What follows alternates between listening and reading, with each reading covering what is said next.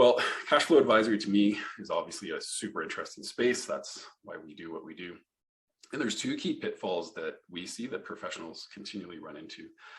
And first, they do the jobs ad hoc. So in doing that, they try to offer advisory in the cheapest possible way and the easiest way for them, which is usually spreadsheets. So Excel, Google Sheets.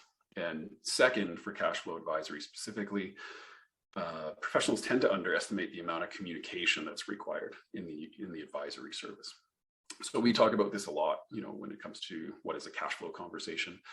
Once you start a cash flow conversation with a client, it typically leads to more questions, which typically leads to more forecasts and more iterations and a lot more ideas. And it's extremely iterative and cyclical. And that usually leads to a lot more work. And so that communication piece is really key. And you also have to remember that that interaction is what the client truly values. So of course, with those two kind of pain points, or the two issues that we typically see, those actually go 100% against everything that we were talking about at the beginning of the session in terms of being able to scale. So, to be point blank, our clients don't really care how we build cash flow forecasts or manage their cash flow. Their end benefit, what they really care about, is that you're actually doing it.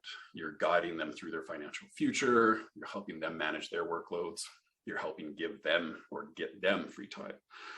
So how you spend time building and maintaining spreadsheets, it literally adds zero value to their client. But unfortunately, something needs to be done or used in order to actually create a forecast, or else you can't actually do the service delivery. So ultimately, the point here is that we're spending hours upon hours working in tools like Excel and Google Sheets, spreadsheets, and it might not actually be the most efficient way. So spreadsheets also lead to highly unrepeatable processes. Again, we're trying to talk about scale and how we can get to a point of, relief and getting away from overburden. And so when you look at spreadsheets, they require a lot of manual manipulation. They contain a lot of custom formulas, and they're usually custom and tailored to each specific client. The old adage, everybody's different. And while that's somewhat true, we do need, again, to remember part of that strategic plan, knowing our client base and our ideal clients. Those clients are going to have a lot of similarities. And if we want to scale, we need processes that are easily repeatable across these clients and by different people within our business. Even again, if you're hiring employees, they need to be able to pick it up and run with it quite quickly. So using spreadsheets and highly customizing them goes counter to our discussions around scale. So if you really sit back and think about it, because we spend so much time in undervalued to the point of the client doesn't care about it, how we create the forecast, and we spend so much time there and in time-consuming processes, typically that leads to the stress and overburden that we see professionals get in. They simply can't. They're working so hard on building and maintaining the forecasts that they can't actually allocate enough time to what matters to the actual client, the actual conversation and the decision-making process. And so that makes it extremely difficult to scale what should be a highly valuable service offering, something that the client really needs and wants.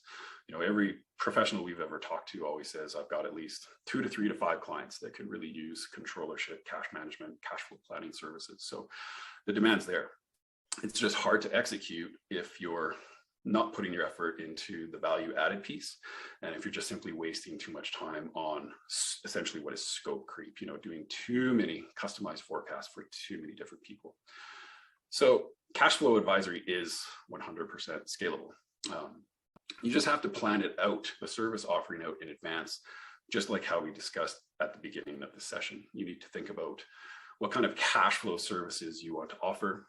You need to think about who you're going to offer these services to, and you need to actually think about how these services are physically going to be carried out. And here you're going to need to consider the frequency of the service offering. So you could do it weekly, monthly, quarterly, even annually.